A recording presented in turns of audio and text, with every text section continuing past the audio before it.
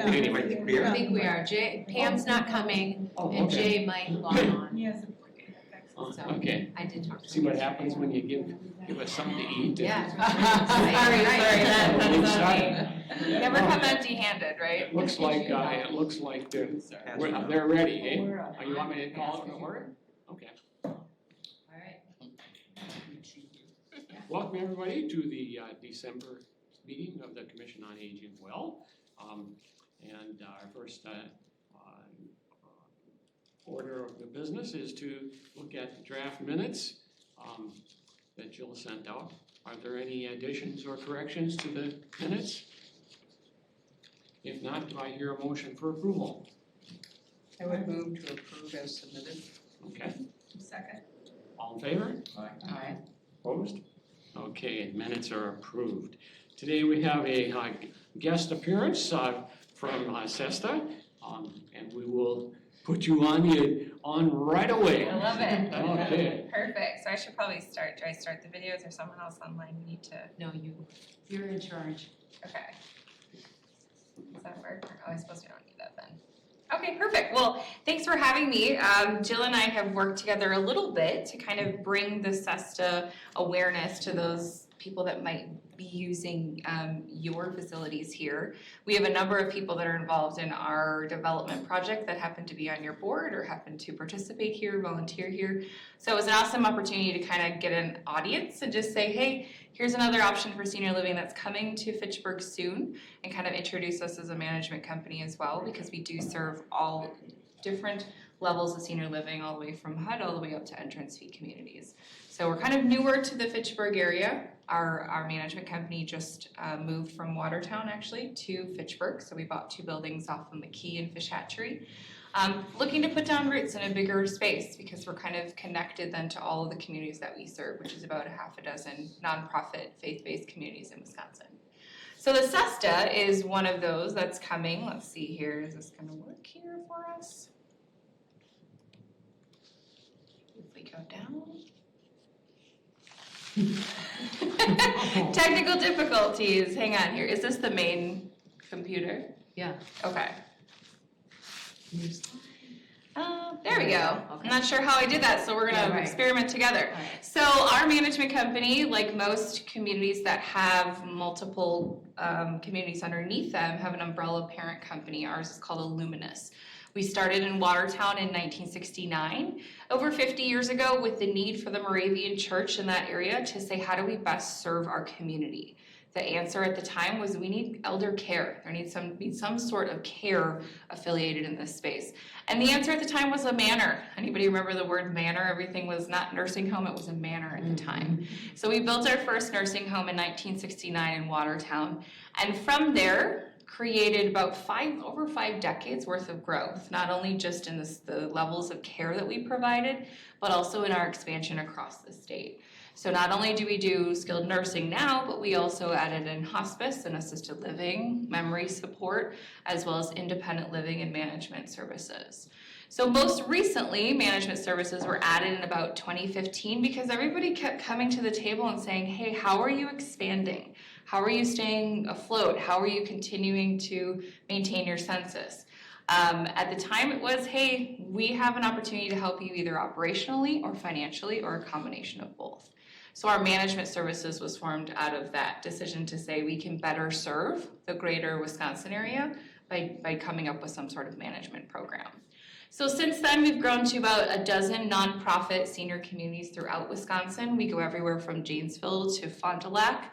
Currently, we just hopped the border into Minnesota, so we're looking to stay Midwest. We have about 2,000 employees, and we cover everything from affordable housing all the way up to entrance fee communities, which is what the SESTA will be. We also have home health and hospice. So we currently serve in 32 counties in the state. It's called Common Heart. And so you might start seeing some of our vehicles around. We're trying to get into Dane County. It's a little bit tricky to get a foothold in Dane County. But we currently serve in 32 counties and are looking to expand. And that brings care to our residents' homes, as well as what's planned for the SESTA, which is bringing the care into that community.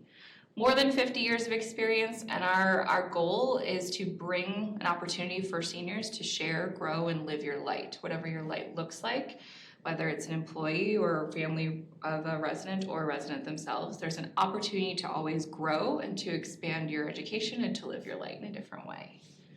Hopefully we can get those slides. Yeah, right. Alright. So SESTA is actually not just a random name we picked out of a hat. Our roots trace back all the way to the Moravian Church. The Moravian Church started in the Czech Republic. So the word SESTA actually translates to path or journey in the Czech language. So everything that we do has a very big purpose to it. There's a North Star in the logo. Everything looks like it might connect at some point. The C might kind of go right into that circle. It's done on purpose to show that everything's connected. No matter what community player you are, you absolutely are connected. So the SESTA is designed specifically for active independent seniors, but it'll also have that added level of care affiliation. Are you guys familiar with Terra Vesta at all? Out here in Fitchburg? For sure. Yeah, and Lacey. So we're actually part of the bigger development, Terra Vesta. We own land right where you see that red heart. What you see on the screen is a Google map from about a year ago, so it's changed dramatically. If you haven't been out there, the landscape's a little bit different. Every day. Yep, every day it looks a little different. It's a 250-acre development. We are responsible for about 3.5 of those acres, and it's multi-generational living. It's a very new design to this part of the country. It's something that's much so more trending on the East and West Coast. But back in the day when you built senior living, you kind of put berms up and you put roads and you put beautiful trees and you kind of made it hard to find, right? It's a beautiful oasis, but this is a totally new design, bringing seniors right onto the ground floor with everyone else in that neighborhood.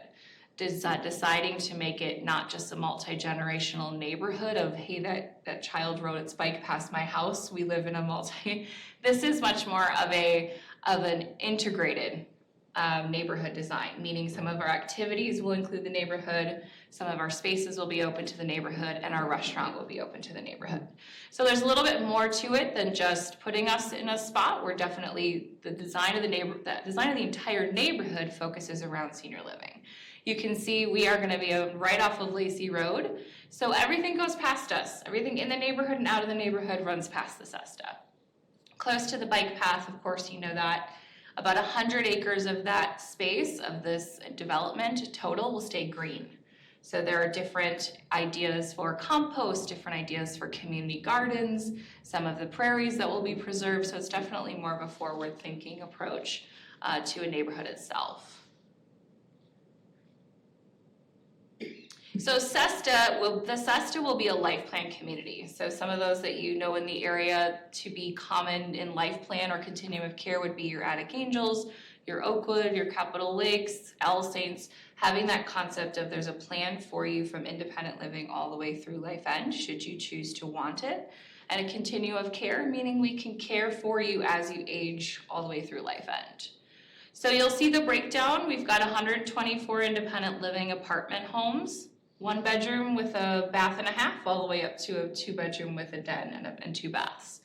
So we'll have a variety. It will be a multiplex unit, so it'll be 4 stories. But we will also have assisted living and memory support of additional 60 accommodations. So this is an all-in-one, all under the same roof. You age and you stay in that space. You just continue to bring the care to you.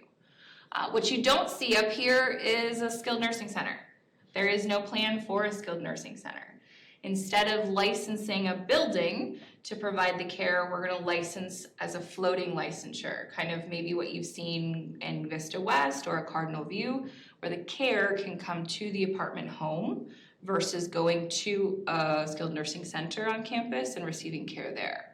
So the idea is the quality of life in which you're aging. You want to bring that care in so you can stay in your surroundings, you can stay with the same people that you know, the same spouse or partner or friends that you know next to you, and not have to continue to move every time you progress to a next level of care. So with us at the SESTA, you plan to move 1 time, and that would be more when you're in a full-time care space. And then everything through life end services can happen in that space.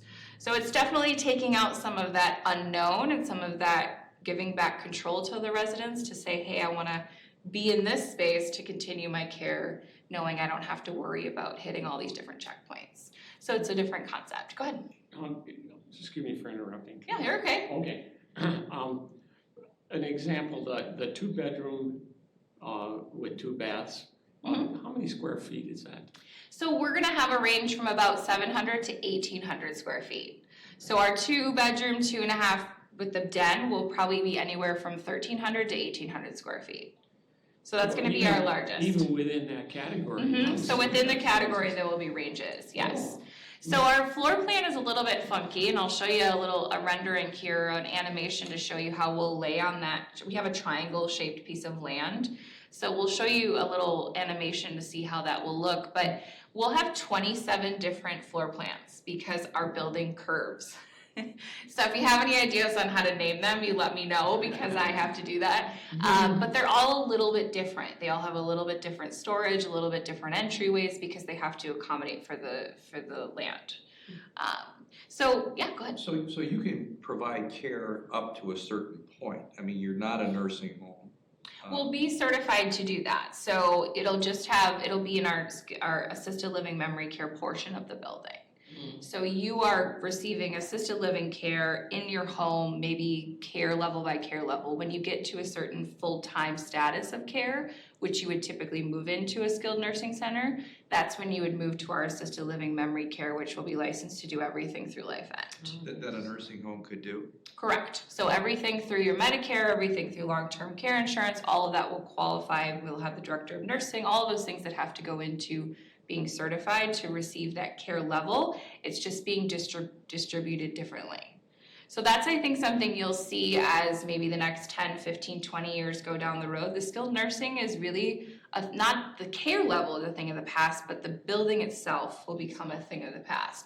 It'll become a care delivered to you in a more personalized way. I think we found in research that hey, it becomes a little bit number-ish. You walk in and you're, okay, I've made it here, now admit me.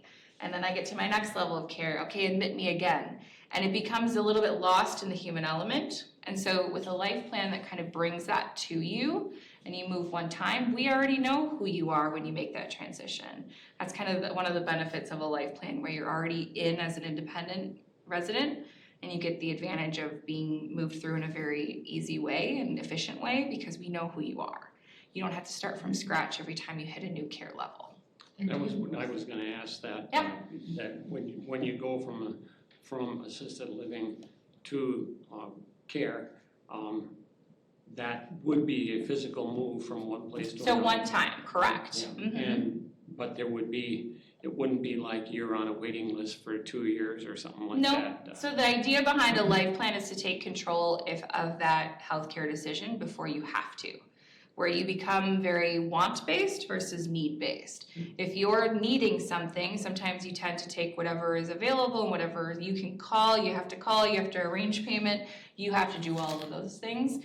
This is an opportunity in a life plan, and like other life plans in Madison, you do that up front when you are in full capabilities of making decisions for yourself to be able to be confident that when the care comes to you, you don't have to think again. You don't have to, nobody has to come and tour spaces with you. You don't have to make a decision on what your healthcare provides. You've done that before you needed to. So it's kind of a planning for the future, but not having to really focus on the care now. Just know that it's there when you need it.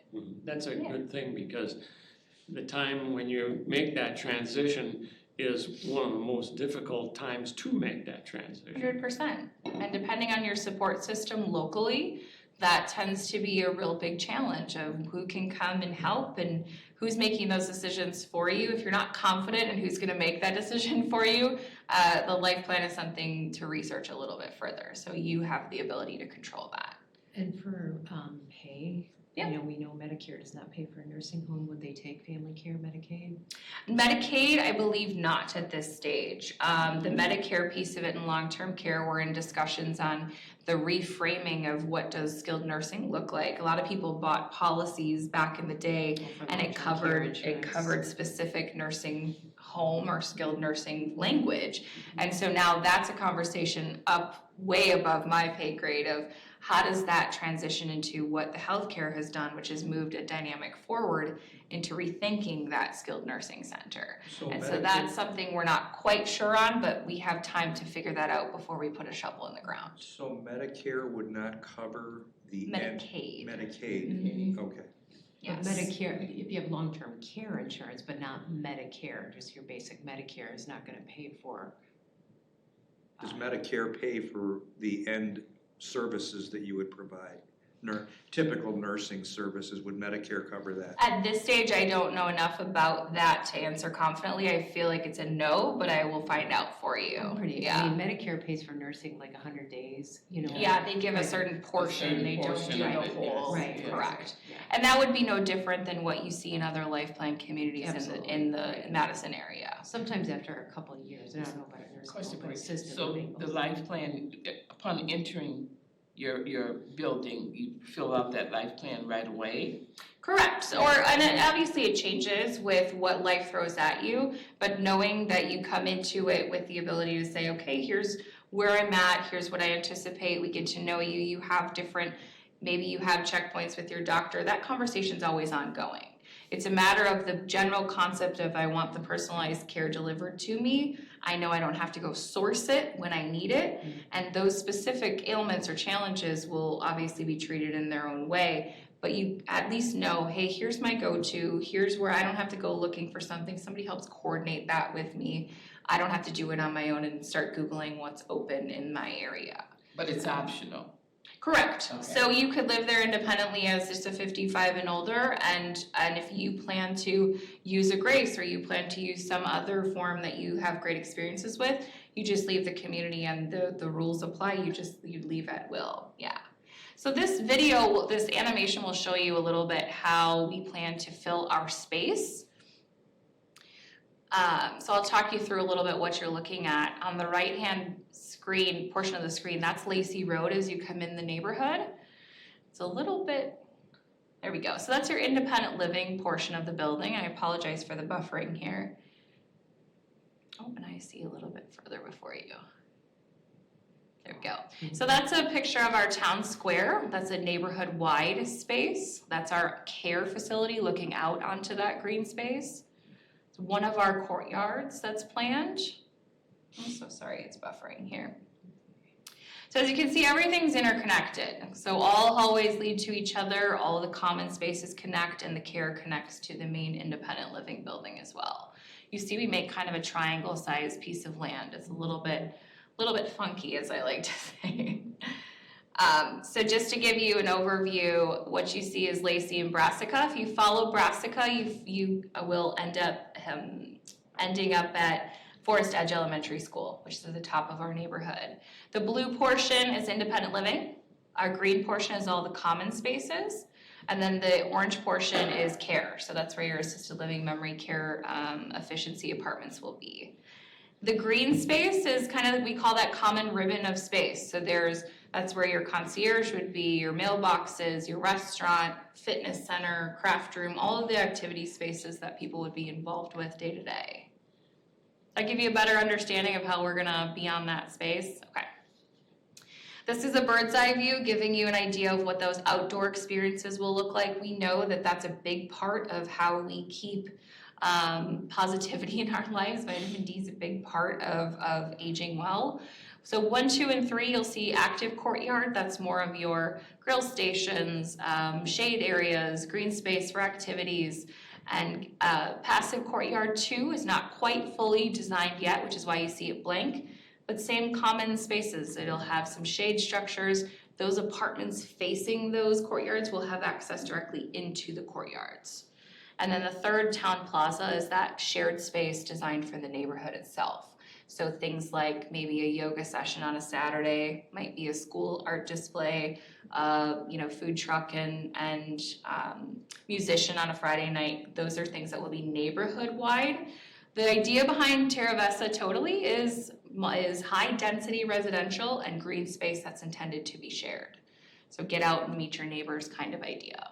This is an animation of one of our active courtyards to give you a better idea of what we're looking at including. So you can see from here you've got some grill stations, you've got a pergola, some outdoor seating. All of our apartments come with balconies or patios, so you have access to the outdoors. Sorry, it's buffering. So it gives you an idea of some of that green space for activities. So there might be different things throughout the day on the schedule that would be included in that green space, but some of those private balconies will look right out onto the patio area. Does every unit have a balcony? Balcony or a patio, yes. And it doesn't count in the total square footage either. That's considered outdoor space. So it's kind of one of those spaces that we feel like everybody has that right to be outside, and especially in Wisconsin, right? Okay, so this is kind of an overview, and I'm not sure if you have a time check for me. Oh, here we go. Okay. So this is an overview. You'll see kind of compared to what you see in Madison. We did a lot of research before we came up with our design. So we very much so fall in line with the Oakwood and the Attic Angels and the All Saints of the market right now. Features and amenities, it's really designed to have people retire from their home. So washer, dryer, all appliances are built in. There's some features there listed. Walk-in closets, double vanities, full kitchens. We talked about the balconies and patios. So part of senior living or right sizing, you might hear it as downsizing. We like to consider it right sizing because maybe your home isn't the right size for you now for the next stage of life. But right sizing to an apartment home allows you to live in not just your apartment, but in all 3.5 acres of the community. So you have to rethink of how do you do things. If you host family or if you host a birthday party or book club, we'll have guest apartments and private dining space as well. So you have the ability to do that on the grounds, just not having to worry about having everybody in your apartment. Lounge seating activity areas kind of spread out. You saw how we curved, little bit interesting curve to the building that allows for a lot of nooks and crannies. Seating areas, little fireplace here, maybe card table here, etc. The goal is to really have people outside of their apartment engaging in the community aspect because that piece of it, that social piece of it, becomes so critical as we age. There's a bistro style dining, finer dining available to the public, so that means neighborhood can come into the building and eat. One, it allows integration right into the community. It's really part of our design, but also allows for us to maintain a better operating schedule. We can keep the food moving, we can keep staff, we can do all those things because we have a predictable string of income coming into that space versus requiring people to use our dining credit. Summer kitchen will be on our patio and a full catering menu as well. So if you wanted to host somebody in one of our private dining spaces, you could do so. Some of the things you'll see very commonly throughout a life plan community is fitness center, library, arts and crafts, a lot of those common spaces. What's nice about the development piece of the SESTA is we are not defining what those spaces will be yet. They will actually be a reflection of those that are in our priority club saying, I might want to live here. Here's what I'd like to see in your space use. We have them set aside and we kind of have an idea, but they'll get the ultimate vote on saying, I don't want a library, I want a Tai Chi place, or whatever it happens to be. We're allowing for that feedback in this process, which is, I think, a little bit unique to what you see in a development. Are you finding that they're requesting things like beauty parlor, Yeah. haircuts? Okay. A hair place. One wants a dry cleaning, and I was like, well, that's a little ambitious. But very commonly, you'll have arts and crafts. Woodworking is a big one. We have a lot of gentlemen on our wait list that are, hey, we want coffee and we want a place to shoot around the breeze, right? They're like, as long as we can putter around and have coffee together, we want a space like that. What's nice about being part of a development from the ground up is you really have an opportunity to share your voice. Whether it's policy driven, like, hey, I have a problem with pets, or here's what I want to see in a pet policy, you have the ability to be part of the program that speaks. And we listen because we don't have defining policies yet. We have experience and we'll create policies that make sense for both parties, but it's kind of that opportunity to say, hey, I would love to see this. One great example is we have kayakers in our club. Great. Does the grade of the parking ramp down underneath the ground with an SUV hold a kayak above it without hitting the kayak? So we went to the architects and said, hey, does this work? Does it not? They said, no, it doesn't, Nikki. Okay, so what is our solution? So finding exterior or covered storage for their kayak is something that wouldn't happen in a normal situation. We said, hey, We can't get it on your car underneath, but we can provide you a stopping station to unload and pack up your car in a safe space. And they're like, okay, that works. That doesn't happen in a normal community. So the development piece is really kind of a spot to say. Go ahead. You mentioned wait list. What's the waiting time? So we are right now, we're in a spot where we aren't asking people to move in. We're not ready for you to make that decision. What we're doing is creating a priority club called our Charter Club program. And all it is saying, I am invested in at least learning more. I want a spot in line to continue to evaluate my options as the project develops. So that club is people that want to get to know each other. It's people that have the opportunity to meet each other and get a feel for, are they fitting in? Do they want to fit in? Are these people that they can imagine living next to? But also we survey them on policy questions. We survey them on design questions.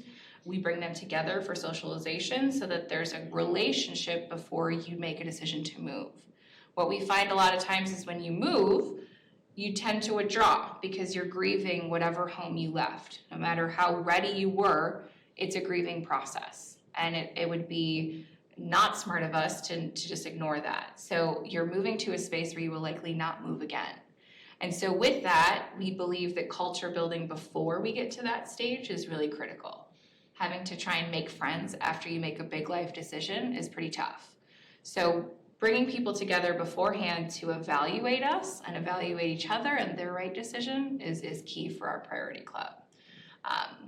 So at this stage, to answer your question, we have 137 memberships, people that have said, hey, I want to know more and I want a spot in line for when you further continue to give information. That's an interesting concept. Yeah. Is there a cost to being a part There of that is. club? Okay. Yep, there is. And I can get to the charter club piece of it here. The services that are built in, the idea is to really retire from your home. The retire from your home meaning you have one bill that you pay, everything gets covered, so there is a monthly fee associated, and we are going to be an entrance fee community. So as you start considering what the entrance fees pros and cons are, we're happy to chat through that with anybody that might be interested in learning more.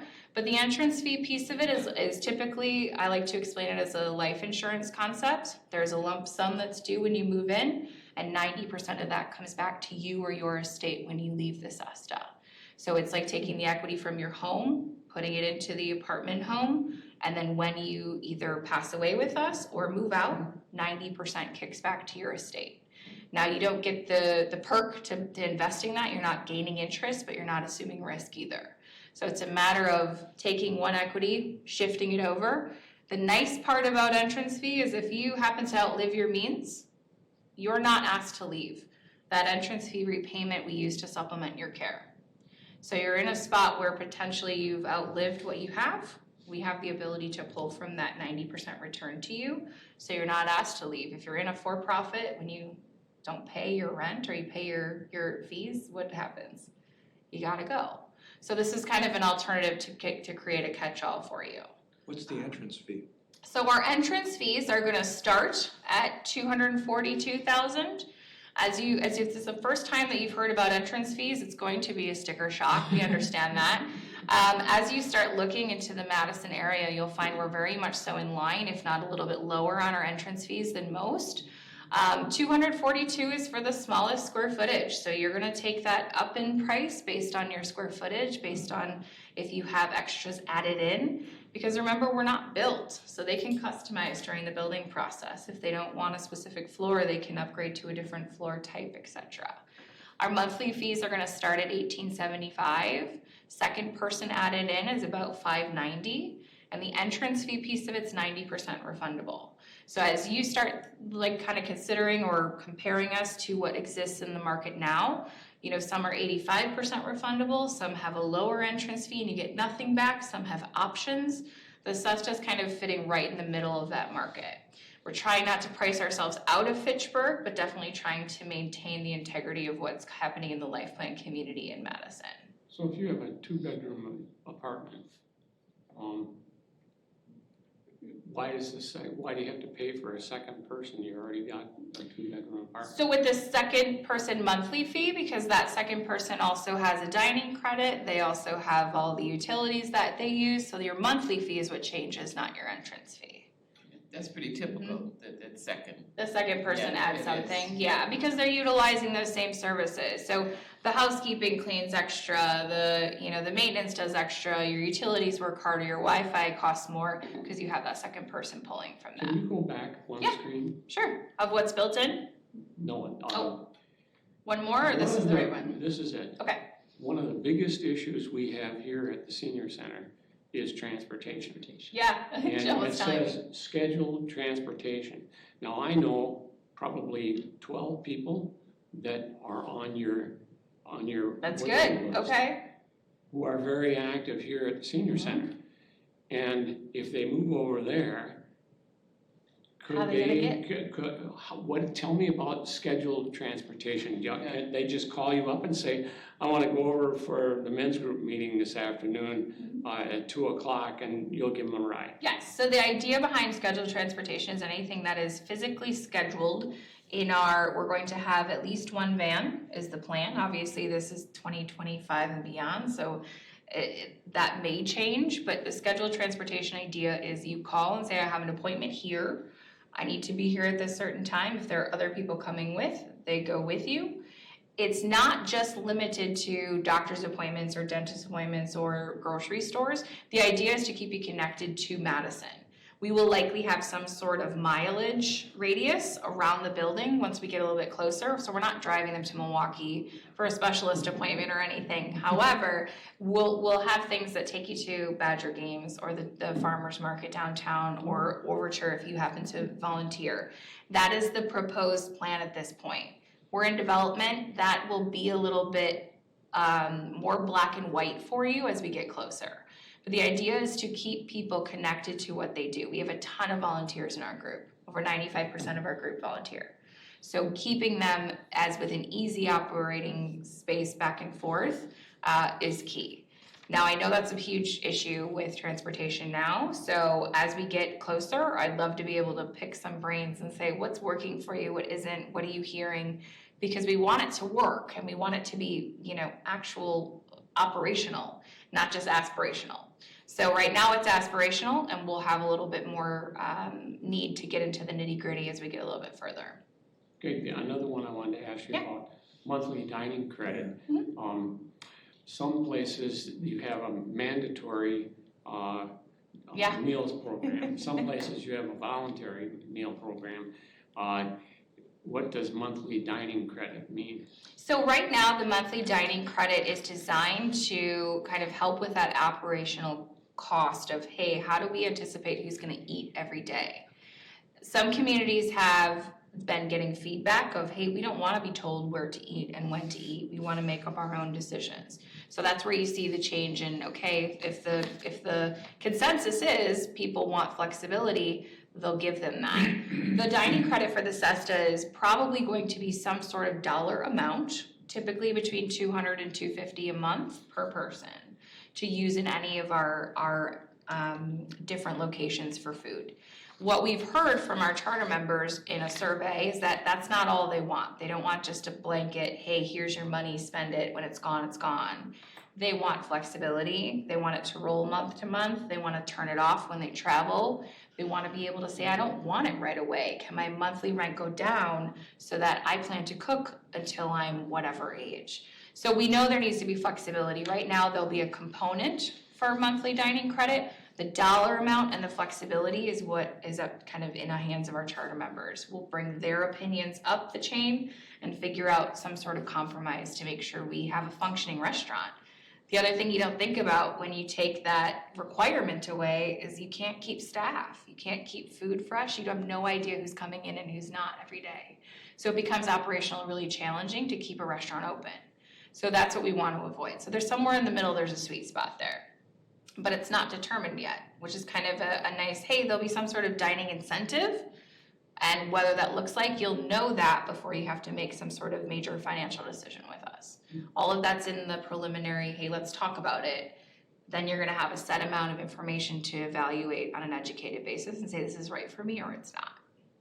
I heard you question. say, excuse me, I got a lot of questions. You're okay. I just don't wanna run over on time, so Jill, if you need to. Are you restricting her? Oh, Okay. Well, no, I mean, if it gets to be another, I 40 heard you minutes, I'm say- ready. Say that's. Listen, I can talk all day. Yeah. In your pictures, I Yeah. saw a lot of ground parking, but I heard you say something about Underground underground parking. Mm-hmm. So- Does each person, how many car stalls do they get? So one apartment, one car stall at this stage, What if and you they have a are two-bedroom underground. apartment? You get two? No, you get one bedroom, You get or one. one apartment, one stall at this Do you stage. have electric charging stations Correct, we do. for We every? have trickle unit? charge for every unit underground, and then we will have 4 fast charging stations above ground. Because you can't have the fast charging stations underneath because of fire codes. We don't want anything blowing up, so, That's but they will interesting have because trickle charges Our condo underneath. is fighting that issue right now, Oh, really? you know, like Yeah. the charging station. Well, so we'll have fast ones on the surface, so if you need to charge in an hour or whatever it is, but you'll have trickle chargers on each of your stalls, so you can charge overnight, so your vehicle maintains that level. We heard that sustainability is a big part of the program here. We're in the same neighborhood as Forest Edge Elementary, so they're net zero. We have an unbelievable example to follow, and so some of that will come down to cost. How much is it gonna cost to do all of those different renewable energy sources? But that's a must-have. I think 40 to 50% of our people that responded to our survey have said, hey, we need some sort of electric charging now, and we anticipate needing it in the future. So it's not going away. If you don't build it to accommodate today, what's 2050 gonna look like? And so we're not building for 2025, we're building for the next 3 or 4 generations in Do you mind. have solar panels on your ceiling? That's the plan at this point, yes. So, Not as many as Forest Edge, they're kind of, they take the cake. Yeah, go ahead. Next question, next question. No, you're okay. No, so it's because we're dealing with older adults, right? In your apartments, and you were talking about, the food processing. Yeah.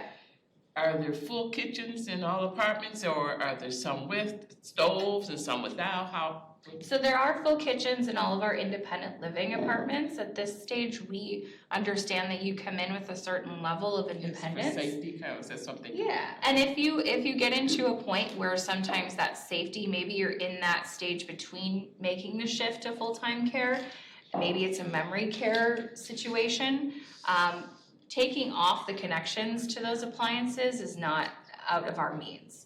It's a matter of having the full capabilities, and we work with you to decide what is that risk that you have, and making that decision with whoever you invite to the table, whether it's social worker or family member or doctor, whoever's making that decision for you or with you, we wanna make sure that we can accommodate. So they will come fully functional and be able to limit functions should we need to before they make that move.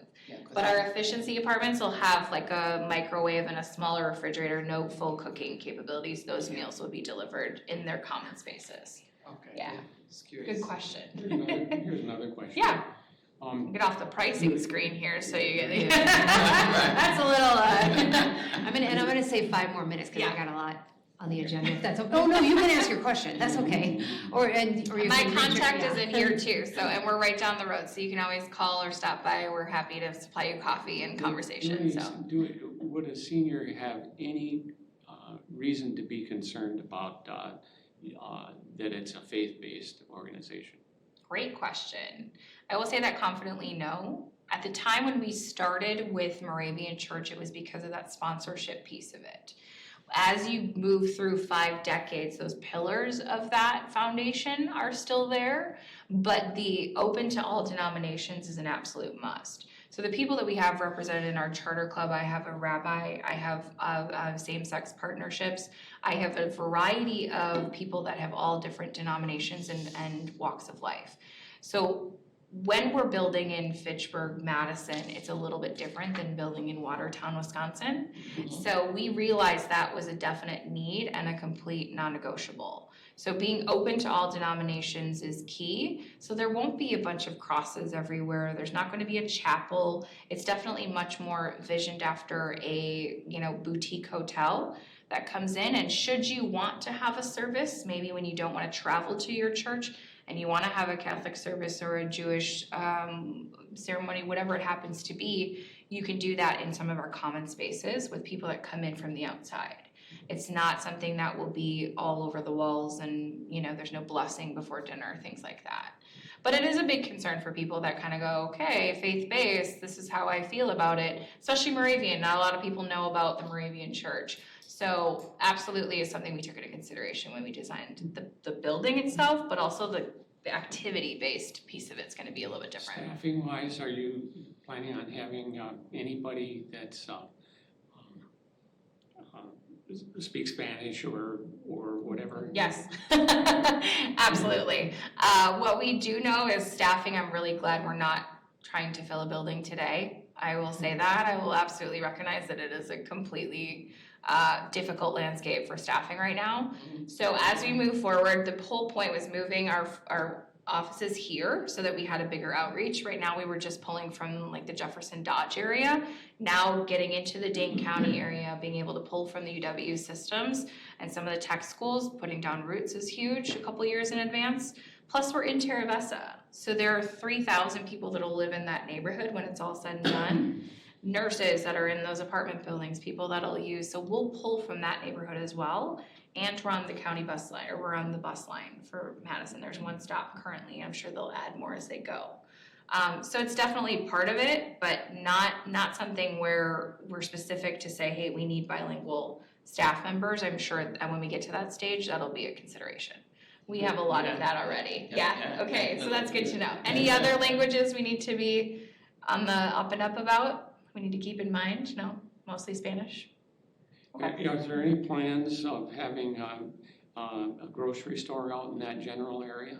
There are plans for across the street from Lacey from us. There are apartment buildings. If you drive out there right now, there are some businesses currently in the first floor, and there are apartments on the upper two. There are two more planned. So there's about 30,000 square feet of retail space planned for the development, the actual neighborhood. One of those will be some sort of convenience type store. Further down the conversation is having more of that box grocery within that mile or two, so that you have 3,000 people that have to eat, and right now the infrastructure is starting. So in 2 years, that landscape will look a little different. But there is a wine bar and bourbon. It's light wine and bourbon bar. Yeah, First and foremost. Yeah. Check it So out. it's really actually a great place. There's a coffee shop that just opened last month out there too. There's a beauty parlor, a waxing parlor. There's plans to be other things involved. And what's nice is we get to pull our people and say, hey, what do you want to see? How are we going to complement each other? Because we don't want to combat each other. We want to complement. So I'll leave some information with Jill. We have these little kind of pamphlets that give our information about our club, a little bit of information about what we have planned, our partnership, our management company. I have the full Monty of folders if you want it. Otherwise, what we're doing now is just creating interest and saying, hey, do you like enough about what you saw to want a spot in line? Continue evaluating it with us. There is a cost affiliated. It's $500 per apartment. It is completely refundable at any time. So you have a spot in line, you get to try on your neighbors, try on your neighborhood, and you get to build trust with us over time. We know it's a really hard decision to make, and so making that in a 1 or 2 appointment tour is really difficult. So what we do is educate people on the next steps. We're gonna bring in, hopefully, social workers to come in and talk about that next stage with your family. Bring in realtors to talk about the state of the market, when to list your home. We're gonna work with you. You're not just going, okay, I'm living here, now I'll talk to you in 2 years. That's not what's gonna happen with us. So it's a little bit more in depth, and then along the way, you get to meet each other, find connections, and if you're not connecting, then you can leave. That's why we make it refundable. One last question. You've said that a time or 4, I'm just saying. I love it, but like, Okay, yeah. so. I gave him food. Yeah, you even tried. Yeah. So the assisted care Yeah.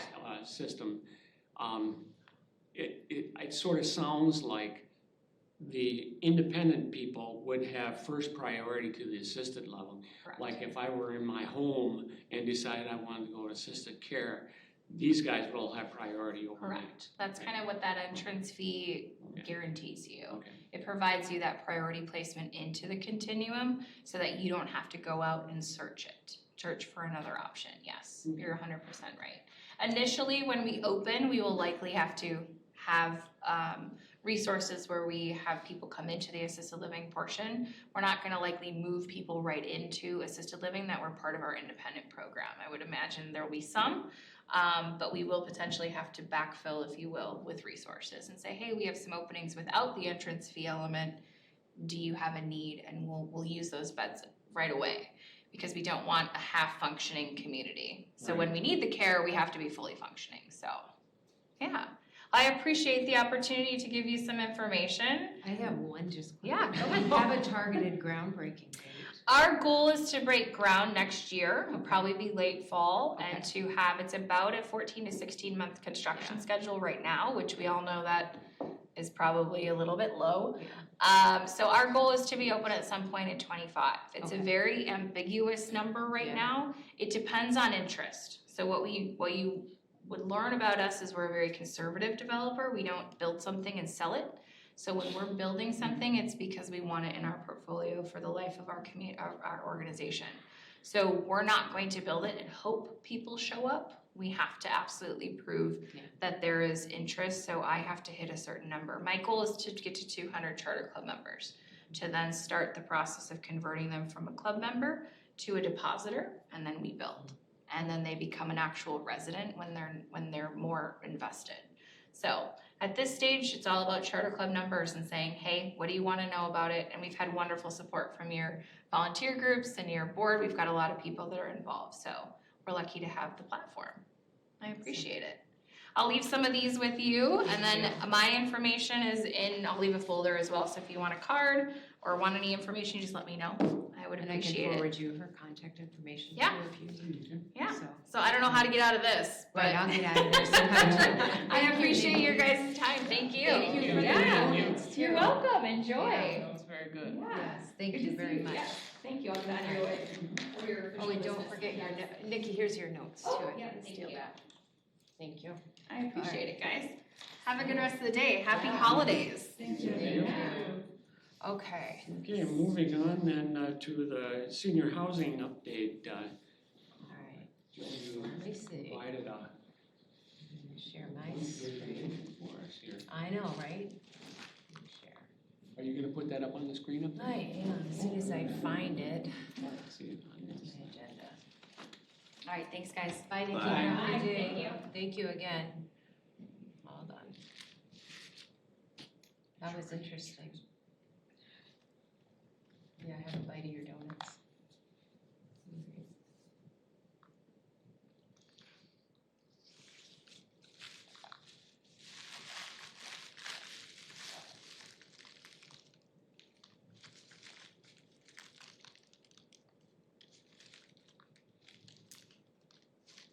It was an interesting presentation. I know nothing about that.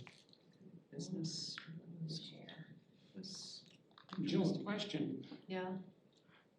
We've had other groups, other organizations like this come into the senior center Yeah, and present to buyers or potential buyers. right. But I don't think we've ever had We them come into the, why did they come into the? Because I this? invited them. Oh, that explains. Because I've been thinking a lot about housing, and this is gonna tie into some other things that I'm gonna talk about in a second. Because the housing that's coming and the housing that's here, and we needed some more guts to our meetings. Which is true, is really impacting our department now. And we knew it was coming, but we are feeling it really big right now. And, you know, this is the newest one, but last year I did this presentation at the Fitchburg Housing Committee. And Joyce Fry was also involved and gave me a lot of stats. But I wanted to share this with you guys because back in, let's see if I can make my screen bigger. I'm not really good at this, so sorry. Okay, so back in 2016, I wrote the city a letter and I said, we need housing. Like you know, it's growing and we need some housing. We've got McKee Park, we've got Chapel Valley, we had the Waterford, we had Avalon and Sylvan Crossings Assisted Living. That was it. And between McKee, Chapel Valley, we had about 160 units. And then they built the Northern Light condos, and in 2016, there was only 7. I think now there's nearly, 94 or something. And then they built the Waterford, which initially was condos that you can buy and stuff. So kind of limited affordable housing, 42 units. That's it back in, bless you, back in 2016. So currently now, we have all of this housing right now.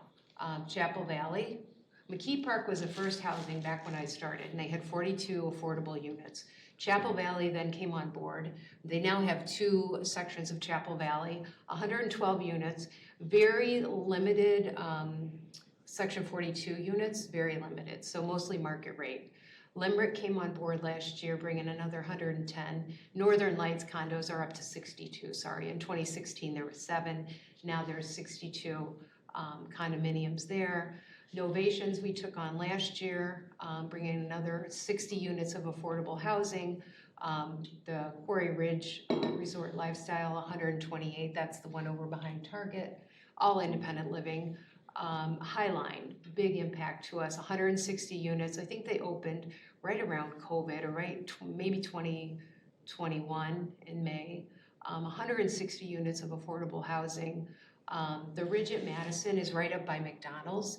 We have some folks there. They're kind of an independent community, very affordable, accept family care, Medicaid, and then do some assisted living back there. It changes hands quite a bit. And then the Waterford, which is over by COPS, the Great Dane, the group health. That community's been around for a while. Initially, Waterford was all condos. Then they kind of moved towards apartments, like they bought out the condos. They made them into apartments, and then they kind of moved into some of those apartments now are assisted living and sort of that continuum of care. So it's a real mixed unit. And then now you can see the Cesta coming, and obviously we've got a few years before that happens. But it brought 813 units, which again in 2016 we had about 250 maybe. And so we got a lot of new people. And so this is just quickly what Chapel Valley looks like on Chapel Valley Road, McKee Park, you can see Waterford by Group Health. Sylvan Crossings is all assisted living on one side, memory care on the other side. There's the Ridge, the one up behind McDonald's, Northlight condos, all market rate. The Housing Committee did a study, and I was trying to get the year of this from Joyce, but I hadn't heard back from her, but I want to say it was maybe 5 years ago or something, and they said they needed about 640 new units to meet the needs between now and 2030, and so we're getting there. 513 should be affordable, with Highline at 160, Novation Commons at 60, and the Limerick at 100. We're getting pretty close, and so this is kind of what. Oh, go ahead. What about the ones that are they're adjoining the playground at McKee Park? So that's assisted living and memory care, the courtyard. That's the courtyard. Yeah, and I think That's there's. not in here anywhere, is it? We don't serve assisted living and memory care. So even though it's gonna be in our community, it's not something that's gonna impact us a great deal because we can't serve them. Okay. So not anything I wanna take into consideration when I'm trying to, kind of say these are the facts. Quarry Ridge Resort Lifestyle Community, 128. I don't know how many folks, we have a few folks that we know that live there, not a lot. It's higher functioning, and then it's kind of all inclusive, sort of like the Cesta. They've got everything you need right there. They've got the theater, and they've got the exercise room, and they have all the meals, and so I don't foresee a ton of people needing our services. They also have home health right on site, and so they have workers there to kind of provide everything you need. So each housing system here will impact the senior center differently. Correct. So the presentation we just got, that's kind of a senior center in itself. Correct. I don't disagree. Right. They're So gonna you're have tons of probably- yep, I don't see that having a huge impact on You're us. paying for that. You're Right. paying for your own senior center. Absolutely, absolutely. Now, you might move and still wanna come down to men's group gym and run that. I've seen some of these things where they say, oh yeah, we have such and such, and it's really trivial. I know when we moved into our condos, they said, like she's saying, oh, we're going to have. Yeah. Well, we're going to have a swimming pool. Well, the swimming pool is about 20 yards long and 4 feet deep. Yeah. You can't swim in it. Yeah.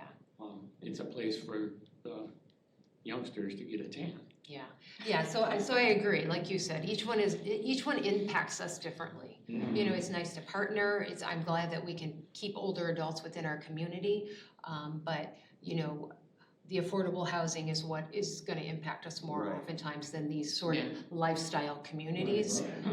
You know, but again, it's nice that we can keep people there. So these up here are sort of our most recent additions, which we've talked about, the lifestyle community. I mean, it's a beautiful place up there. The Limerick, we're starting to get a lot more people from the Limerick coming in, the High Line, lots going on there, and then Novation I'm Commons, not which is familiar town of with Madison. innovation. What So is that? that's town of Madison. So if you were going up Rimrock, I don't know what road it is, you take a left, it's like back there where, is it Meritor. Meritor, I was gonna say UW, but Meritor has like a business office back there, so it's kind of tucked behind. Car dealerships are there. Yeah, yeah, Oh, behind the car dealership? Yeah, in that area, yeah, before you hit the belt line. correct, Okay. yeah, before you hit the belt line, yeah, And it's the really majority nice. of the units, then it's a rental or it's an apartment situation, not a condo situation. Correct. Yeah, the only condos are Northern Lights that are strictly older adults. There's a lot of obviously other condos. So again, just kind of looking at what, there's the courtyard. And again, 72 assisted living, which I think they're opening very soon. The memory care is already open. I know we've had some folks go there. There's the Cesta. And then there is another development looking at building another memory care, 28 memory care and 81 assisted living units behind Target. So remember, we had nothing. And we have, Fitchburg have any affordable housing? no. You know, and that is a concern because, and that is what you know, as people run out of money, you might have to move if the facility doesn't accept family care, which is kind of community-based Medicaid. Some facilities, if you private pay for 2 years, something you want to ask up front, then they might accept family care. Oftentimes they don't market that though. What's the building that's going up where the old fast forward roller skating rink used to be? I don't know. It's under construction right now, right behind McDonald's. Yeah, I know where that is. I don't know. That's affordable. And Mike's on housing. my list of having come and talk about all Yeah, the okay. development. So if it's okay, Gail, I might, and Jim, sort of roll into why Mandy is here before we go on to the next agenda item. So this, I just kind of wanted to lay some groundwork about all the apartments that are here now, and this is a really good thing. You know, fast forwarding from 2016 when I was like, this is nuts. People are leaving the community, nobody can live there, to now we have a lot of options. You know, some on the high end and affordable, which is really great.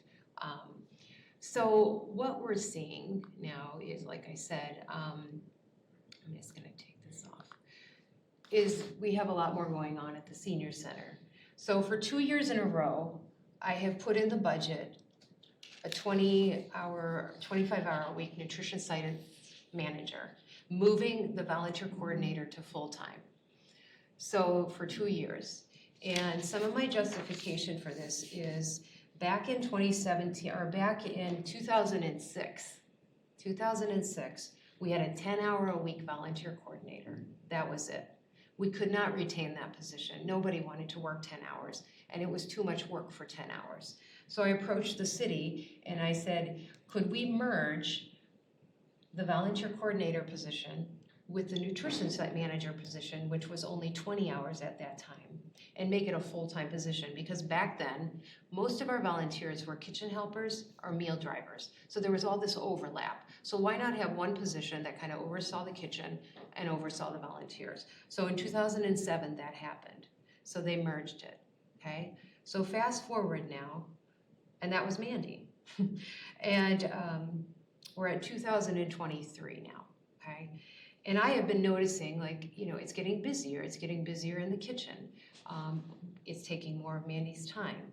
And I wanna see more done with volunteers, because as our program grows, we need more volunteers to support our program. We need more drivers, we do a lot of program facilitators. There's just a lot that she'll talk about that she can do with more hours. So another thing I did is I looked to other focal points, senior centers in the area, just for a comparison. Like, how many meals are you putting out? How many hours is your nutrition site manager? DeForest has a full-time 40-hour nutrition site manager. Their average meals per day is 40. 40? 40. That's home delivered and congregate. Now, some sites are rebuilding after COVID. That's fine. Oregon has a 25-hour-a-week nutrition site manager, and their meals are 45. Middleton has 35 hours a week for a nutrition site manager, and their meals are 56. Wanakee has a full-time nutrition site manager, and they serve 103 on the average. Fitchburg has a 20-hour-a-week nutrition site manager, and we're up to 84. So it was very clear that Mandy's role is balancing a lot in those 20 hours. And what I've seen, even in the last 4 months, is this explosion in our meals that's causing her to be in the kitchen for various reasons. You know, we have people call in sick. We have drivers that can't drive. We have people go on vacation. And we're finding not only Mandy, but sometimes the rest of us staff have to go in there, which is fine. But what it's starting to do is impact our jobs. And so because we're 2 years into this and the city hasn't approved it, I knew that the library's Friends group has paid for a summer outreach worker for the last several years. And so I went to the Friends last week and I said, listen, would you consider ever supporting, just for 1 year, a 15 or a 20 hour a week nutrition assistant, somebody who can be in, take care of the meals, make sure all the food is being done, just doing the dishes, cleaning the tables along with the volunteers. But if we're short volunteers, this person is always there. We don't have to call in anybody extra, because we're gonna get a burnout of always calling Walt and Bertie to fill in, you know, and we need another meal route now. And so I'm just finding that she's not having the time to do what I think is needed to sustain our volunteer program, because more and more time is being spent in the kitchen. And also too, because I believe in the value, we need to grow our volunteer program. We're growing our meal program, and it's just causing more work for everybody. So when I went to the Friends to propose this, they said that they would support a 20-hour-a-week position for 1 year, which is amazing. So then I went to, I mean, I've been talking to finance and HR as well, like, what does this look like? Luckily, I'm not reinventing, you know, the wheel, because the library has been doing it for a couple of years. And so they were very generous in their commitment to do that. And so the city's not gonna turn that down. Here's the risk. What if they don't fund it the next year? What do we do, you know? And I'm not sure. I mean, there could be a point where, you know, if we're delivering 50 meals a day, that we have to cap it eventually, you know, that because we can't find another meal route, or we can't have more people come. I mean, Which would mean we would put people that need Meals on Wheels on a wait list. well, They which the wouldn't- county has talked about too, right? But, you know, and as I push to get more people to lunch, as we're trying to grow the lunch program and get people in to socialize, you know, I just predict it's gonna get crazier and crazier. So the Friends have agreed to do that. And so what happens now, and I'm just giving you the preliminary stuff. Manny can talk a little bit about, if she had more time, what we could do. But what would happen is this would then go to council, it would get referred out, then the official approval, vote, whatever, would come back to you guys in January. So then I'll have all the documents, I'll have the job description, the salaries, that kind of stuff. I mean, I have a general idea, I just don't have everything organized in a packet for approval. But this is just for a year. This is just for a year. we're calling it a pilot program so that Yeah. the city isn't off the hook Mhm. because we I want feel to like- want them to know that they ultimately should be responsible for this. I feel like the documentation that we're gonna collect after a year is gonna be strong enough for them to pick up a 25-hour-a-week position. It's not full-time, so there's not benefits, so it's not like I'm adding a whole full-time position. And if not, then we just go back to the chaos that we've created. You're gonna double the chaos. We're gonna double it anyway. It's already. I mean, what do we say? Like I said, do we say, no, we don't want 30 people for lunch or 40 people for lunch? Because that's my goal every day. I mean, But you've got a year of this, yeah. and suddenly, and what if that doesn't work? Suddenly you're down to here. I mean, that's quite a gap Yeah. that everybody's gonna, it's gonna be very uncomfortable. I think what we're hoping, which has happened in the past when we needed a person, or not a volunteer, but an actual receptionist. What we're hoping is that our commission members and our members of Friends will be at these meetings to speak out on the necessity of it. And your voices are much more important to council members than ours are, honestly. So the hope is that council will see the need because you guys and Friends will be there supporting and saying, this is why. Do you have a council champion at this point on The this? council member I assigned do. to- That doesn't mean they're champions. I've had council member liaisons before that were not champions, and that I respect, but I think I do. So the library position was just the summer? Correct. This is very So different. they didn't have to Yeah. commit to a position after that? No, because I think that the Friends of the Library is committed to fund that every summer, Yeah, because it is just the summer, so I guess I wouldn't want to compare it too much to the No, I library mean, just, I position guess for me, because like they'll the start- concept. The Yeah, nuts but and bolts they'll of it. start thinking, Yeah. well, Yeah. the Friends can continue to And the pay Friends this. are saying absolutely not, we won't continue. And so, on one hand, we're creating something like you said, but I don't see our numbers going down. Well, given the No, I demographics get of the it. aging Right, population. and But so- you need a long-term strategy. This is very nice for the Friends to support this, but What did the survey say about, this staffing survey or organizational study? Did they look at all about the increased population in Fitchburg and how future needs might be met across the board, Oh, not yeah. just? We also had to give our priorities of what we Uh-huh. felt were important, and that was one of them. And like I said, this is 2 years that I've asked for this position. And it's, again, this is the city is just growing. And, I knew this year too, it's, looking at what the emergency responder needs are, that we weren't gonna come up on the docket. I know that the city is going to referendum, I think that's not a secret next year, and that I'll be pushing through, this is a position that we're gonna have to fund. So yeah, we're taking a risk, yeah. But I feel like if they don't fund it, then somehow in the course of Mandy's free time that she can do more volunteer coordinating, that we get more and more volunteers to work in the kitchen, because again, it's hard to parallel trying to do more outreach and get more people to the senior center for programs around the nutrition site. Maybe we get the supplemental transportation, that. But if your nutrition site, if your volunteer manager is spending 60% of her time in the kitchen, actually doing functions in the kitchen, because there aren't enough volunteers, it gets real hard for me to say, yay, Jill, keep bringing in more people, because it's not workable for the staff, for the hours that I have in the day to do what I need to do to recruit volunteers. It's just not. And there's other things. Yeah, so, when I started in 2007, I I definitely spent more time for at least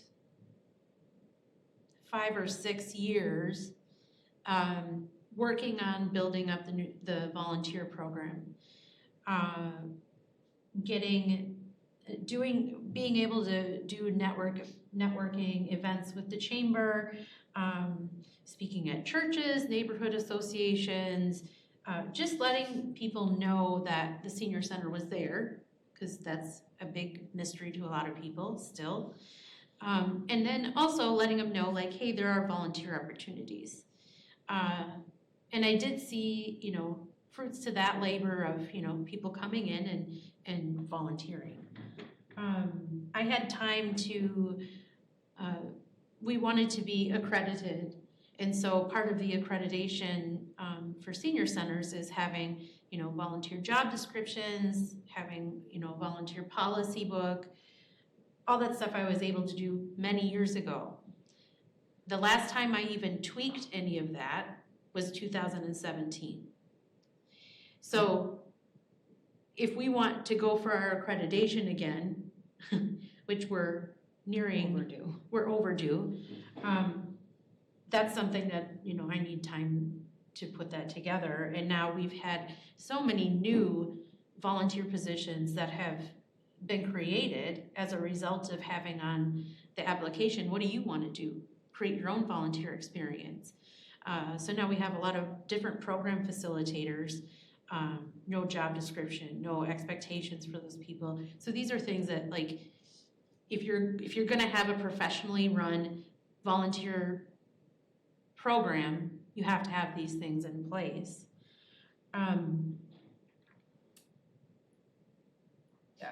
Being able to have time to create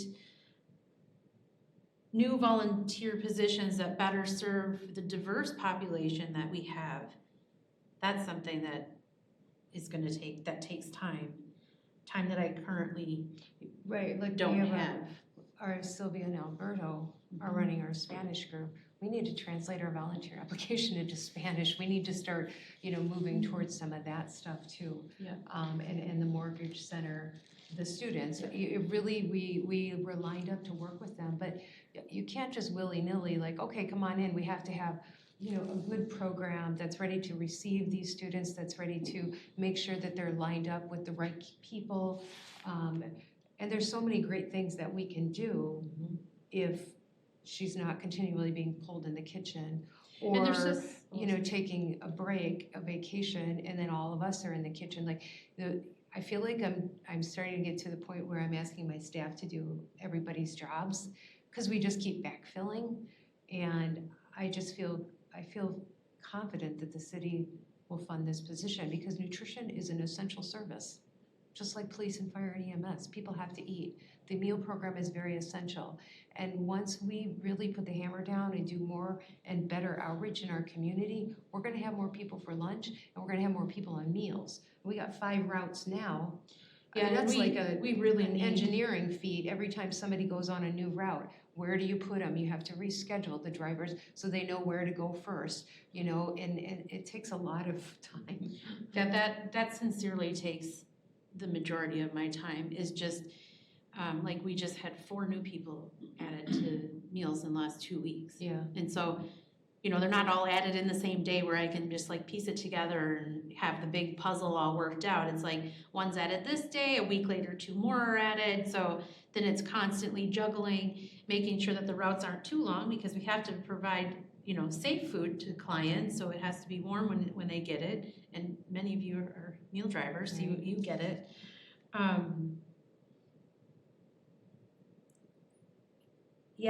There's just so much that isn't happening and hasn't been happening on my part as a volunteer manager.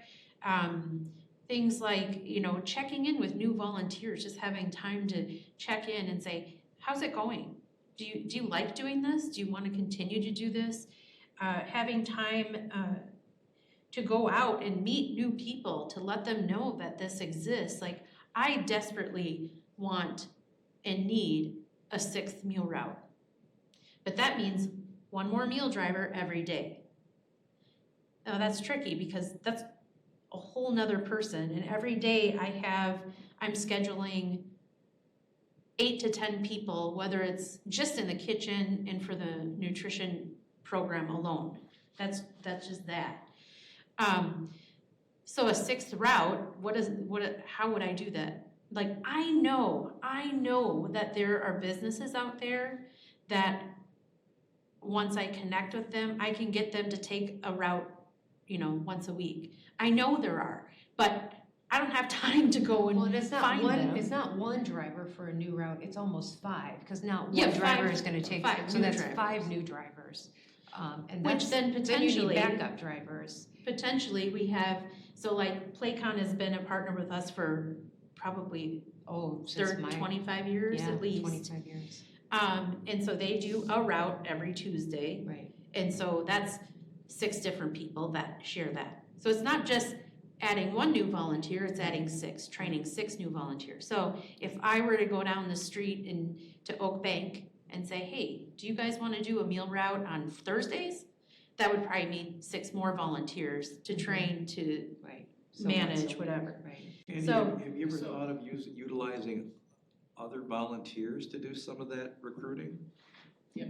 Well, you need, but you, and I was thinking about that, because at the last meeting, how do we recruit volunteers to maybe do the phone calls, outreach, simple things for outreach, and then track that, and you need a volunteer coordinator to recruit the volunteers to do the work, and that's what I feel like we're starting to lose, because it takes a lot to coordinate volunteers the right way, to find the right people. If something happens and that person doesn't show, or they're not making the phone calls, or, there's a lot that goes into that. And I think that,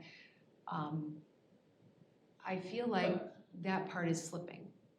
I'm sorry, I didn't mean to Go ahead, interrupt. Janice, go No, I ahead. didn't mean to interrupt. But I hear exactly what you're saying, and Right.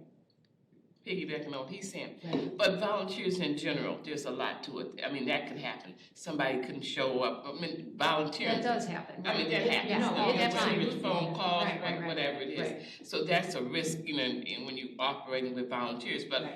volunteers are wonderful, and they can do an awful lot of good stuff. Yeah. But I just have 2 questions. No doubt about it, you're very extremely busy. I mean, there's a need. Yeah. But my other question is, we have an alder person on this committee, right? On this board. Yeah. Have you had a chance to talk with? Well, I talked to him when I submitted the positions, and there wasn't any support. Okay. Does he Yes. even attend our meetings anymore?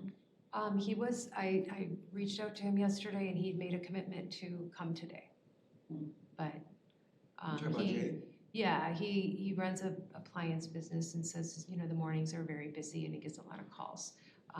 You are more than welcome to reach out. I expressed my concern. I did.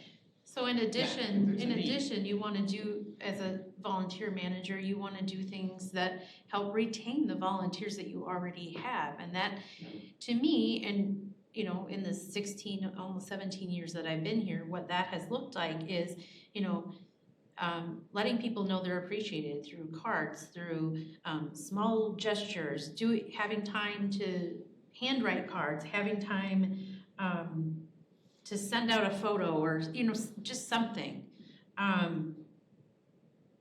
Yeah, and I can assure you, the bigger portion of my day is spent in the kitchen, actually literally in the kitchen, or doing things that the county requires for the nutrition program, doing the county's budget for the donations that come in, making sure those things are filled out and sent.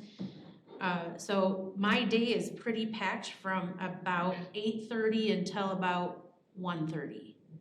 It's pretty, I can't rely on doing any kind of thoughtful, meaningful, sit down, contemplate work until after 1:30.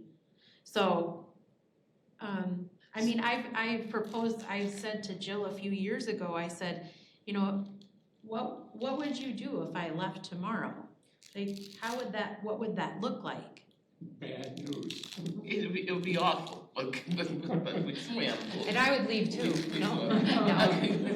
But, can I ask? Yeah, go ahead. So, Okay. So what do you need from us? You know, Like, right that's my now, question. so nothing today. Okay. Because you will be making an actual vote on this at the next meeting. But I didn't want to, I wanted you guys to have time, and I appreciate your hard questions, because it makes me think too. And what And would that's we be okay. voting on?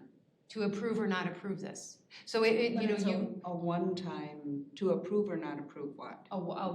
to accept the funding from the Oh, to Friends to accept the approve this funding. pilot position for 1 year. So it'll go to you, it'll go to finance, and it'll go to city council. So the position is January It's to January. So it's 1 year. It's 1 year, and by the time, after talking to HR and how this all goes and how we refer it out, we won't even be able to hire anyone till March. But the city budget is July. Absolutely, yeah. So it's, No, we're a fiscal year, we're January to January. Okay. We just have to start doing our budget in Okay. June.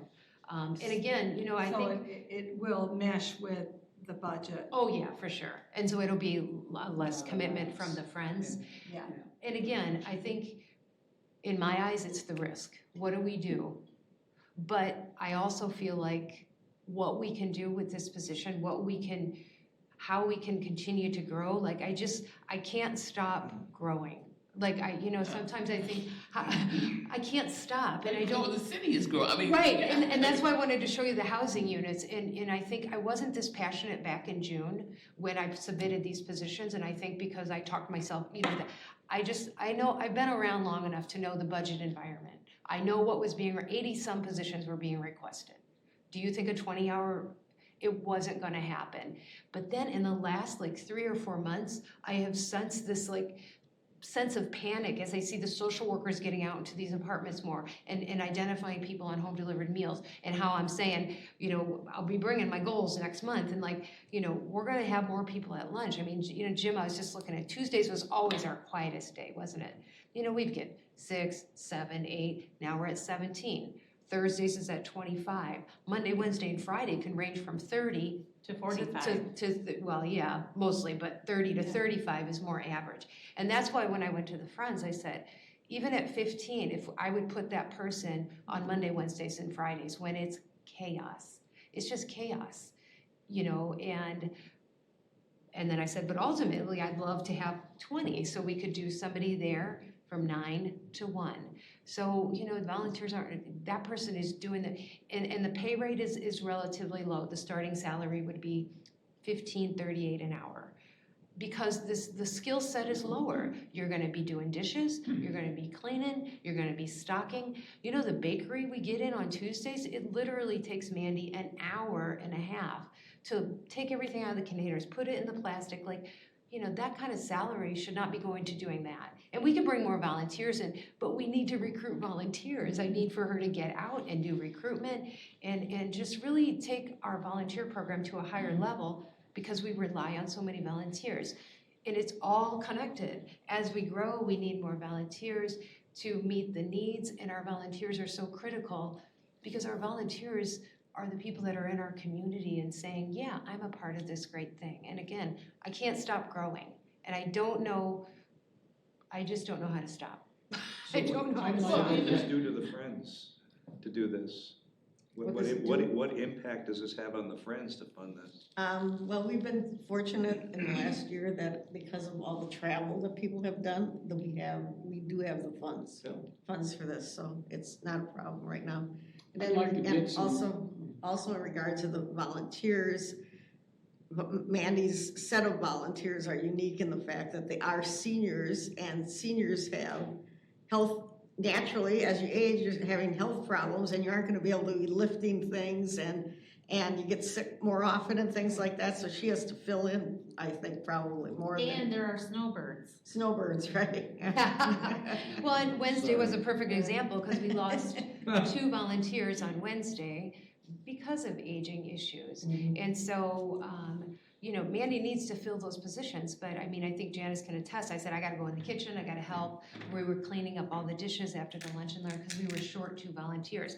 Now, you can call the same ones in to keep subbing not and filling sustainable. in, but it's not, and it's gonna burn, the really core volunteers. And there are volunteers that we need that we couldn't live without. And then there are volunteers that need us. And that takes extra time too, but that is part of our mission, is to give people value. And some of those volunteers take a lot of supervising, they take a lot of cues, you know, and that's the beauty of being a volunteer, like us, I think, is we accept them all, but some need a lot more hand-holding than others, but we're also giving them a purpose, and that's really important to me. Well, and something that I've been doing for the last couple of years that I swore I would never do, but I've done it out of necessity, is I have 2 people that work in the kitchen that don't just work in the kitchen 1 day a week, they work 2 days a week, every week. I have a driver that delivers meals 2 days a week, a route 2 days a week. I swore I would never do that because what happens when that person goes on holiday, when that person is sick? It's not just me finding a volunteer for that day, but the 2 days.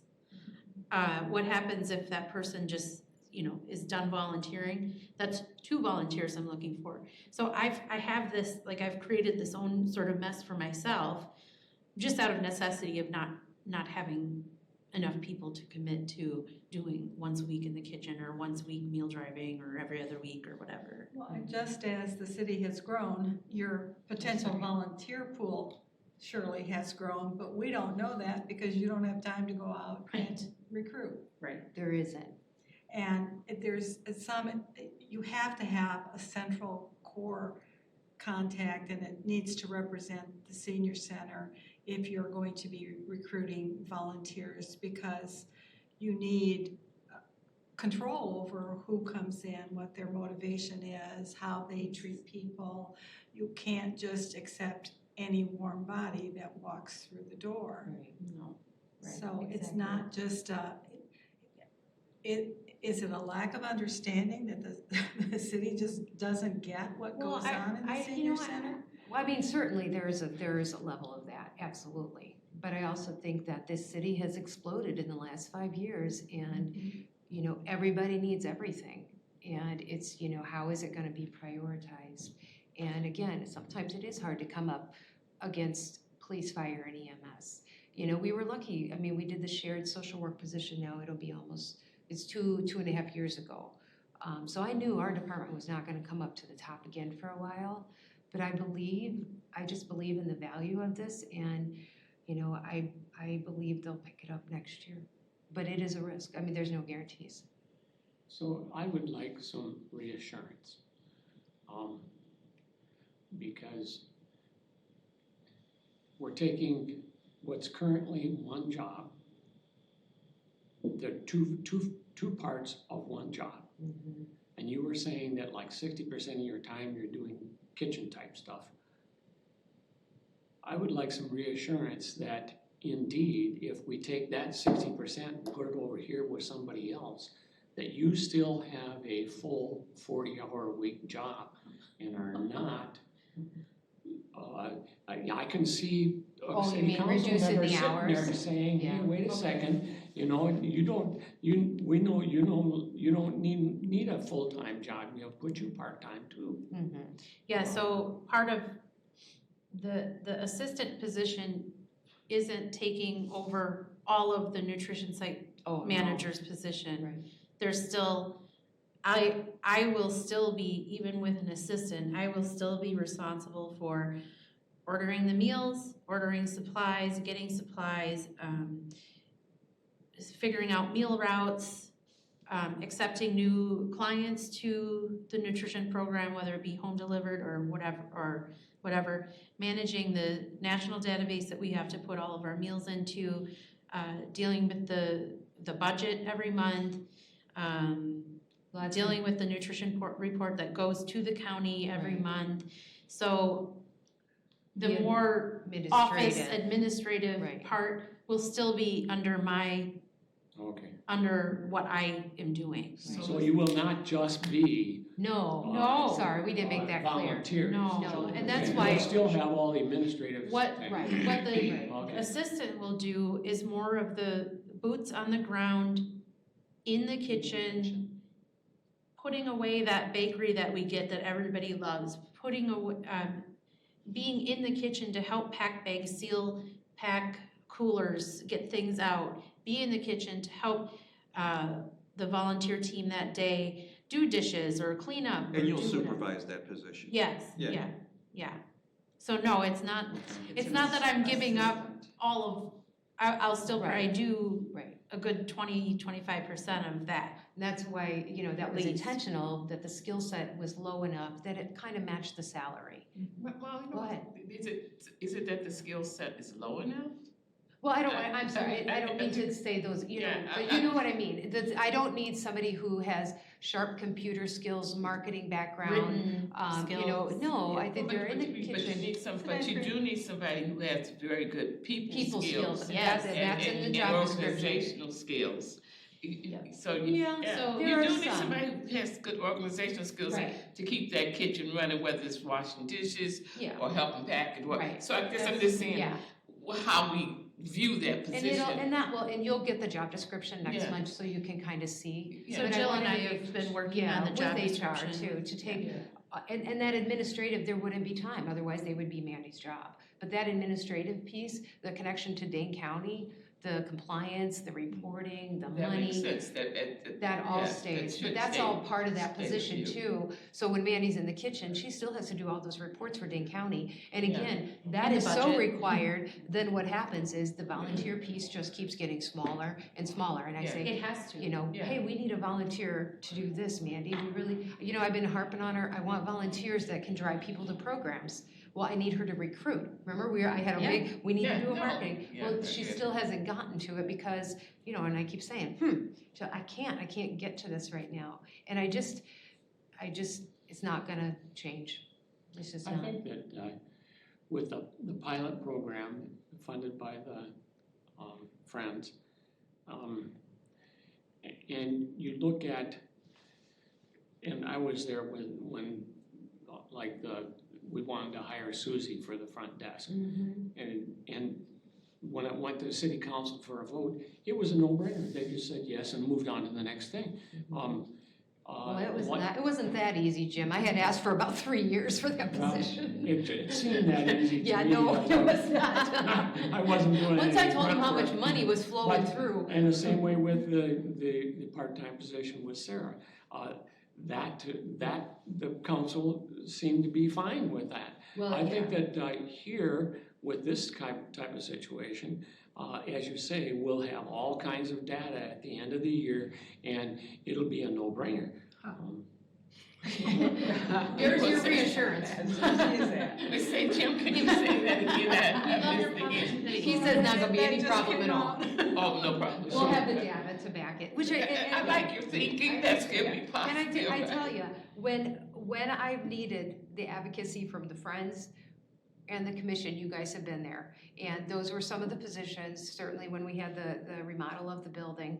But looking now, at these hours, these comparisons, if Fitchburg is, what did we just hear yesterday at a department head meeting? Fastest growing community, one of the fastest growing communities in Wisconsin. That's what the police chief was saying. And that's what, and that's what the mayor had said too. And senior is a big part of that. And again, we're not going backwards. And I think nutrition is an essential service, and it's gonna allow for us we're saving the city a ton of money by running the show with a lot of volunteers. I mean, my God, I'd need a full-time position just to do what Janice is doing. Thank God I'm not paying her. I'm not paying you. I'm not paying you. All of you. I remember All of giving a talk to council in 2016 about the importance of the volunteer program, and at that time, we have at that time, one of the people on council had figured out that with the hours that our volunteers put in, that's like the equivalent of 6 full-time employees. So that's six full-time employees that aren't getting benefits, aren't getting paid, Right. And that's what they like to hear, is the It's the bottom money, line, so I right. think but this, that's where you have to start with the approach. yeah. Always, right. this And the numbers. comparing, other sites, this is a little disgruntling to me. I know, I was like, holy moly. To know that we're putting out 84 meals at 20 hours a week. And in DeForest, they've got somebody there for 40 hours a week and they're putting out not even half as many meals per day. And the same with Oregon. They're not even putting out half as many meals per day. And that's all they have to do.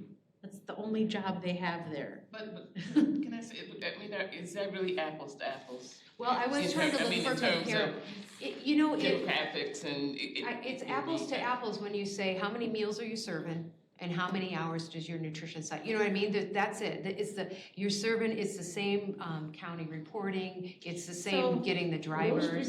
No, we're clearly doing a good job, so Oh, don't yeah. get me Oh, wrong no, on no, that. I didn't say that. I know, I see you, all the work that you do and what have you. Yeah, But but I'm gonna say something that I think we need to also think about. Yeah.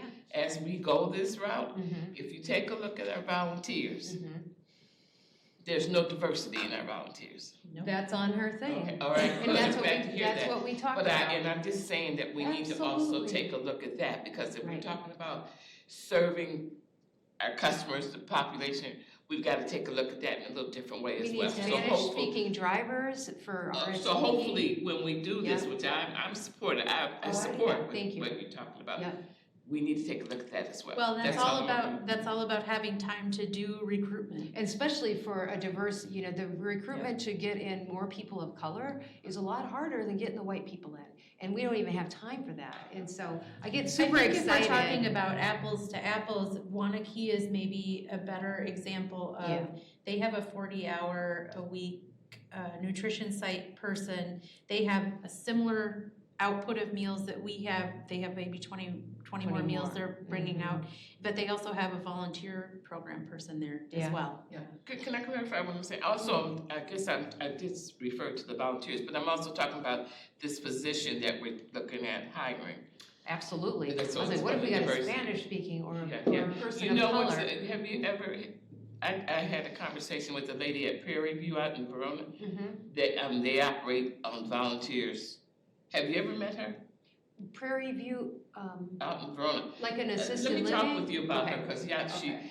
they operate on hundreds of volunteers, all the volunteers out there. Yeah. And they serve over 1,000 meals a day. Colonial Out in Club? Verona, yeah, Verona. out, Okay, yeah. we're talking, okay, yeah, we'll So, chat. so really, I mean, I'm just saying, we're doing a great job here. Yeah, No doubt about it, I'm absolutely. not questioning that at all, but I'm just saying this, Yep. we just need to take some other looks, yeah. Yeah, so anyway, you don't have to do anything today, but I didn't wanna have this discussion and then make you vote next Oh, yeah, month. no. So next month, you'll have all the details, but this is kind of the background, so. And I need to excuse myself I know. because I need to help in the So kitchen. thank you, Mandy. Yeah, yeah. Thanks, guys. Okay, so, that was my big unveil, and it really came together pretty quickly, otherwise I would have brought it to you last month, but, okay, so we can move on. Okay, senior center friends. Okay, just to make it official, what part of my report will be, the Friends voted to fund a one-year pilot position for an assistant nutrition site, or a nutrition site assistant, if Jill decides to pursue this, which she is. Yeah. If I get approval to pursue. Monthly payments, put out last month, special needs for clients, $364. Veterans Day celebration meals, $774. 2 class scholarships for $25. 2 months of the newspaper for $60. Marshall Mertens is our board member who has accepted an assistant treasurer position. And our nominating committee has been working, and we've done really well with trying to have 2 people on each job, because as we talked about, this is an aging population with that someone can get sick or their partner can get sick or something can happen that they can no longer serve on the board, and all of a sudden they're gone, like what happened when we lost our president. And then we need to have someone to back up those positions so that they know what's going on. And so we've been trying to get assistant for every one of the positions on our board. 65 people have signed up for the Mayflower trips, is where we're getting a lot of our money from.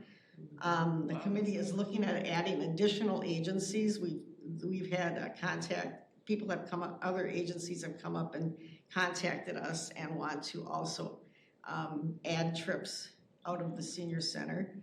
And there is a new photo of the Friends board members in the showcase at the senior center. That's all. Who took your picture? Jeremy? I can't remember, to tell you the truth. I think, Maybe Dave, so, okay. I think it was Jeremy, yeah. Okay, thanks. Director's report. Okay, well, I'll make it short and sweet. I'm going to thank the Friends. They paid for the meals. They make a donation on behalf of every veteran and a significant other veteran for that day. And I mean, I don't think I need to tell you how wonderful they are. And they're doing, you know, it'll come next month. You know, they do gas cards. They're just wonderful, but this most recent is huge. So I briefly, we had started the Spanish-speaking group. Janice was in on the first meeting with Sylvia and Alberto, a new older couple that moved to Fitchburg from Argentina, live with their daughter, and they only speak Spanish. So luckily we had a volunteer. He does our bilingual bingo, so he came and helped translate as we sort of set the framework of what that's going to look like. And so they're meeting on Mondays at 10, and we're trying to do some hard outreach to get some more Spanish-speaking folks to come. This week we had 3, 1 new one, so that's progress, along with Sylvia and Alberto, and they're really, really excited to get the program off the ground, and they had all kind of games and stuff to do on Monday, and it was just really great, and it's just really fun to see. We got a lot of holiday events next week. The Oregon Orchestra is coming, the strings, maybe, is it a strings orchestra, or they're coming on Monday, the singers are singing on Wednesday, and it's just kind of a festive week. I think we've had about 40 tags on the giving tree, and so people's gifts are due, I think by the 20th, and then we'll start to distribute them to people. And again, people could self-refer. A lot of it came from the social workers, and it was for low income and also just people that have nobody. And we have a lot of folks that just don't have a lot of family around, so always a really nice thing. Quickly, I've been doing a lot of research on transportation providers because, you know, in January we get 7,200 that was put in the city budget for supplemental transportation. So now it's just deciding how far will that money go. So when I reached out to Dane County to see what they pay providers, obviously they have some leverage because they were paying about $53 an hour. So I reached out to, there's not very many out there in terms of van companies. There's WeCare. There's one more that didn't respond. WeCare couldn't give me any commitment. So then I reached out to the cab companies because I was kind of interested in that. Because if you need to get a lot of people at the center at one time, cabs are almost sometimes a better bet than trying to, like the Transit Solution bus to go around. The cabs can do charters with a van, but those charters were, one was 93 an hour and the other was in the 70s. But then you're guaranteed those pickups versus the cabs. The one company said, you know, anywhere between 10 and 3 is our busy time, so you can set up a standing order, but if somebody calls in, they have to take that ride before the standing order, so we're not sure we get your people on time. So, and then this afternoon, I'm meeting with Transit Solutions, who's our current provider, to do possibly a supplemental contract. My comfort level is very high with them because they know us, they know our territory, they know our people, and so I will let you know how that goes, but I'd like to have kind of some sense of how far is this money gonna take us? Do we wanna do a one-time program? Do we wanna do special event transportation?